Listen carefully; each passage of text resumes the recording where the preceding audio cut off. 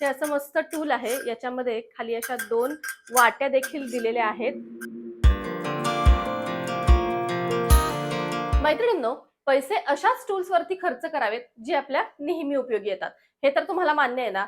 मग चला, आज तुमच्याबरोबर असेच काहीसे उपयोगी टूल्स मी शेअर करणार आहे, जे घेतल्यानंतर यावरती उगाच पैसा खर्च झाला असं मुळीच वाटणार नाही. चला मग, कोणते ते टूल्स आहेत ते पाहूयात.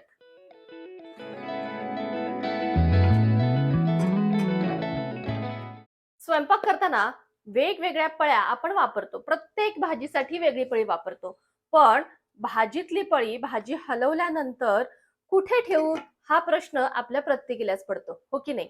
मग हीच पळी अशी इकडे कुठेतरी जागा बघितली जाते आणि कुठेतरी अशी वरती ठेवली जाते किंवा कधी गॅसवरती किंवा कधी-कधी किचन ओट्यावरती सुद्धा अशीच खाली ठेवली जाते आणि मग सगळं ते खराब होऊन जातं. असा प्रश्न पडतो की नाही तुम्हाला, की ही पळी कुठे ठेवू? तर हाच प्रश्न आज मी सोडवलेला आहे आणि एक छान मस्त टूल आज मी तुमच्यासाठी घेऊन आलेले आहे. तर हे आहे ते टूल जे खास अशा खरकट्या भाजीतल्या पळ्या ठेवण्यासाठी उपयोगी येणार आहे. तर पहा, हे असं मस्त टूल आहे. याच्यामध्ये खाली अशा 2 वाट्या देखील दिलेल्या आहेत. आता हे टूल वापरायचं कसं तर मी दाखवते. तर पहा, स्वयंपाक करताना नेहमी हे टूल आपल्या जवळच म्हणजे गॅसच्या जवळच ठेवायचं, जेणेकरून आपल्याला पळी ठेवता येईल. तर पहा, आता अ, मी इकडे भाजी करते आहे आणि आता भाजी करताना ही पळी मला आता हे झाकण व्यवस्थित ठेवायचे आणि इथे ही पळी मला दुसरीकडे ठेवायची आहे. तर ही पळी अशी यामध्ये उभी करायची. आहे की नाही मस्त? तर पहा, या टूलमध्ये अशी ही पळी व्यवस्थित बसते. लहान-मोठ्या आकाराच्या कोणत्याही पळ्या यामध्ये बसतात आणि या पळीला जे काही खरकटं लागलं असेल, ते सगळं खरकटं वगैरे सुद्धा अगदी या बाउलमध्येच कलेक्ट होतं आणि ही पळी अशी उभी राहते. आता याला 2 वाट्या आहेत. एक या साइडला आणि एक या साइडला. आता त्याचा काय उपयोग? आता कधी एखादं आपण स्वीट बनवलं असेल, त्यामध्ये देखील एखादी पळी असेल. जसं मी इकडे आता खीर बनवते आहे. तर आता या खिरीतली पळी सुद्धा मला काढून ठेवायची आहे. जर अशीच भांड्यात ठेवली तर ती पळी गरम होणार आहे आणि आपल्या हाताला चटका बसणार आहे. त्यामुळे आपण त्यात तर नाही ठेवू शकत. तर मग आता ही पळी देखील आपल्याला बाहेर ठेवायची आहे. तर त्यासाठी ही दुसरी साइड. तर पहा, इकडे या साइडला मी ही दुसरी पळी ठेवलेली आहे. मग आता खरकटी पळी किंवा अशी गोडातली पळी अजिबात मिक्स होणार नाही. दोन्हीसाठीही हे पहा व्यवस्थित असं टूल आहे. जे काही पळीला लागलेलं आहे ते सगळं यामध्ये असं कलेक्ट होईल. त्यामुळे इकडे-तिकडे अजिबात सांडामांड देखील होणार नाही. तर पहा, आहे की नाही मस्त टूल. तुमच्या पळ्या स्वयंपाक करताना उलटणं असेल, पळी असेल, चमचा असेल, जर इकडे-तिकडे पडत असतील आणि सगळं खरकटं होत असेल, तर मात्र हा ऑर्गनायझर फार उपयोगाचा आहे. हवी तेव्हा यातून पळी घ्यायची आणि भाजीसाठी वापरायची. काम झालं की पुन्हा पळी ठेवून द्यायची. तर आता हा झाला किचन ओट्यासाठी. तुम्ही किचन ओट्यावरती ठेवू शकता. डायनिंग टेबलवरती सुद्धा हे टूल तुम्ही असंच ठेवू शकता. जेवताना देखील आपल्या वेगवेगळ्या भाजीतल्या पळ्या असतात. गोडातली पळी असते, तिखटातली पळी असते. तर त्या पळ्या देखील तुम्ही त्यातल्या काढून या टूलमध्ये ठेवू शकता. तर हे टूल अगदी युनिव्हर्सल आहे. स्वयंपाक करताना तुम्ही किचन ओट्यावर सुद्धा वापरू शकता किंवा डायनिंग टेबलवरती सुद्धा याचा उपयोग होईल. तर पहा, आवडले की नाही तुम्हाला टूल? मला तर हे टूल फार आवडलेलं आहे. तुम्हाला देखील हे टूल आवडलेलं असेल तर डिस्क्रिप्शन बॉक्समध्ये याची लिंक मी दिलेली आहे. जरूर चेकआउट करा. आपलं दुसरं टूल देखील मल्टीपर्पज आहे. हा आहे 3 सेट स्टेनलेस स्टील बाउल. तर याला वरती खिसणी दिलेली आहे, त्यानंतर चाळणी आणि खाली एक प्लेन बाउल दिलेला आहे. खूप वेगवेगळ्या प्रकारे मला माझ्या किचनमध्ये याचा उपयोग होतो. आता हा जो सगळ्यात खालचा बाउल आहे, मला जर थोडीशी कणिक मळायची असेल ना, तर या बाउलमध्ये ती मळते. अगदी पसारा न होता झटपट मळून होते. आता त्याच्याच वरती ही चाळणी दिली आहे. कोणत्याही भाज्या स्वच्छ करण्यासाठी ही चाळणी फार युजफुल होते. कमी पाण्यात अगदी व्यवस्थित भाज्या धुवून होतात. आणि सगळ्यात महत्त्वाचं म्हणजे ही मल्टीपर्पज खिसणी. पहिल्यांदा माझ्याकडे एक साधी खिसणी होती. त्याने खिसताना मात्र माझे हात दुखून जायचे. पण आता ही खिसणी घेतल्यापासून सगळं झटपट होतं. तर आता मी इथे सगळ्यात पहिल्यांदा काकडीचे असे स्लाईस केलेत. तर पहा, अगदी व्यवस्थित स्लाईस झालेले आहेत आणि झटपट देखील. आता काकडी जर किसायची असेल, किसून कोशिंबीर करायची असेल, तर त्यासाठी सुद्धा इथे पहा असं मोठ्या आकाराची ही किसणी आहे. झटपट माझी ही काकडी इथे किसून झाली. तर पहा, माझं मील प्रिपरेशन ज्यावेळेस मला करायचं असतं, त्यावेळेस मी ही किसणी वापरते. तर इथे पहा, मी असे काकडीचे स्लाईस, टोमॅटोचे स्लाईस आणि गाजराचा थोडासा कीस असं हे करून ठेवलेलं आहे उद्याच्या भाजीसाठीची तयारी. तर हा मल्टीपर्पज बाउल देखील मला रोज किचनमध्ये उपयोगी येतो. तुम्हाला पनीर जर फार आवडत असेल आणि वरचेवर घरामध्ये जर पनीर बनत असेल ना, तर तुमच्याकडे असा एखादा पनीर मेकर असायलाच हवा.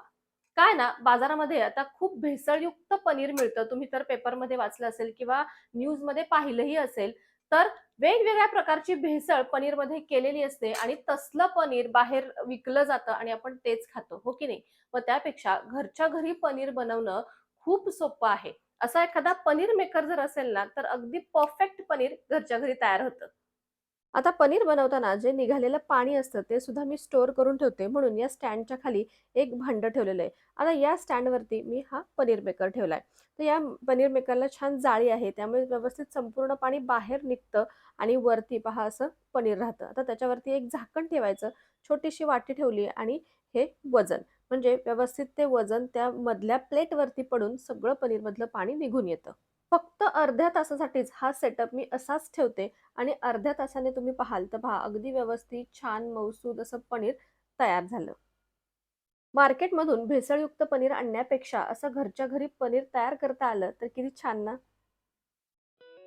मैत्रिणींनो, तुम्हालाही घरच्या घरी छान असा मस्त चक्का बनवून त्याचं श्रीखंड करायला आवडतं का? किंवा मस्तपैकी हंकड ब्रेडवरती स्प्रेड करून त्याचं सँडविच बनवायला आवडतं का? आवडत जर असेल ना, तर हा हंकड मेकर तुमच्याकडे असायला हवा. तुम्ही कसंही दही लावा, त्यामध्ये थोडं तरी पाणी शिल्लक असतंच आणि आपल्याला जर कधी चक्का करायचा असेल, हंकड पाहिजे असेल, तर ते पाणी काढावं लागतं.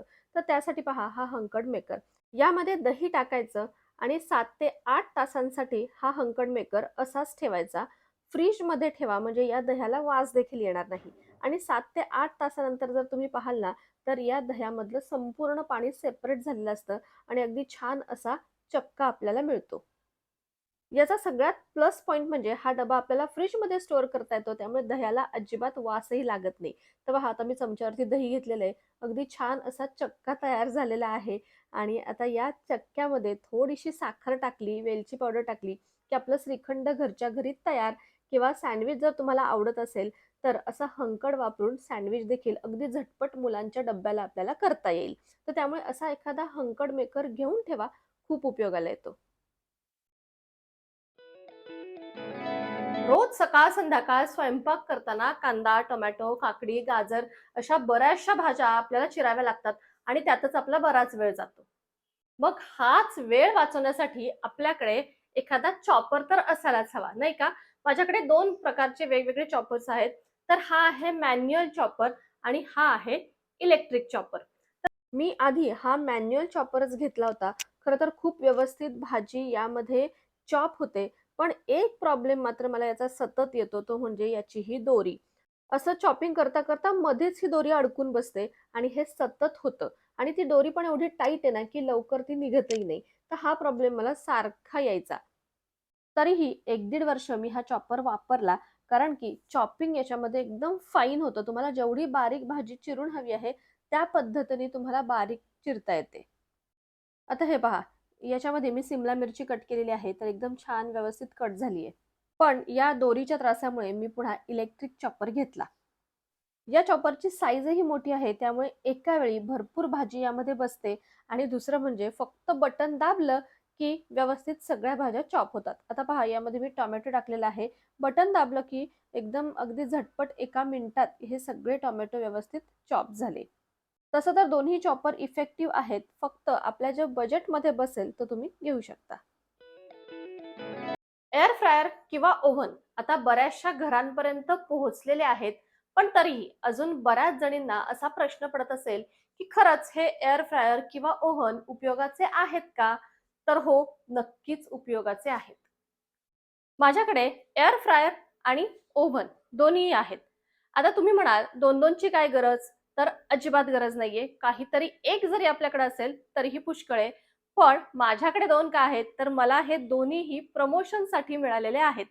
खरं सांगायचं तर मलाही आधी असंच वाटायचं, की ओव्हन म्हणा किंवा एअर फ्रायर म्हणा याचा काय उपयोग?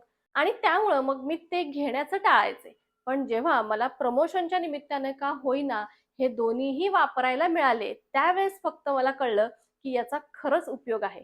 मग आता याचा उपयोग कुठे होतो? खूप वेगवेगळ्या रेसिपीज यामध्ये होतात बरं का.